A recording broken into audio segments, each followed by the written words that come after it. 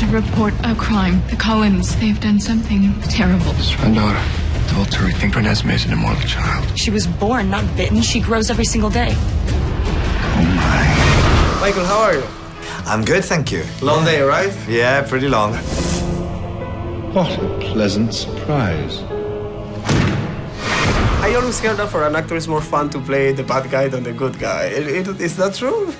Well, you know, no one thinks they're a bad guy. No one goes through life or through a story thinking they're the bad guy. They're the hero of their own story. So that's part of the fun of it, is working out how do they see what's going on, which is different to how the audience sees it going on, and the kind of conflict between those two things is what can make it quite enjoyable.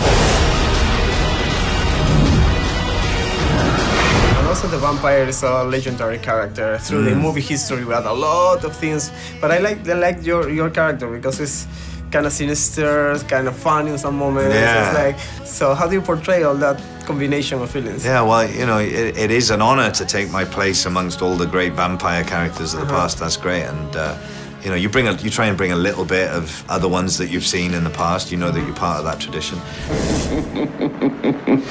Talk about the preparation and the look, you know, the wig, the eyes, and how long it takes you to be...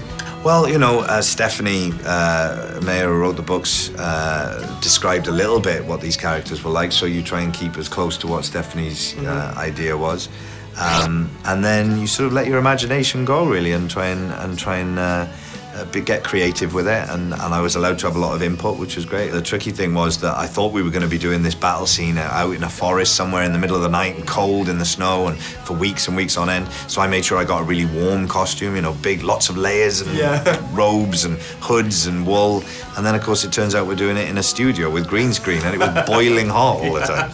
But there's air conditioning, at least something like that. Yeah, well, no, because you couldn't use fans because of all the snow, the fake snow, and it would blow it all away. Maintaining our secret has never been more imperative. What is it, Alice? Volturi, they're coming for us.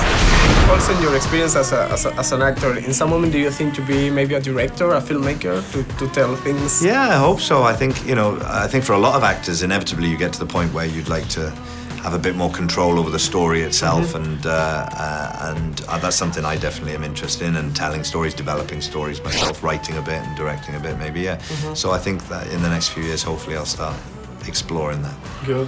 You remember your very, very last scene? The very last shot I did was during the battle scene, and I was jumping into the air and flying through the air, so I had a harness on under my costume, so you're all kind of like tightened up, and then you go whoop into the air, so I went flying off into the sunset like Superman.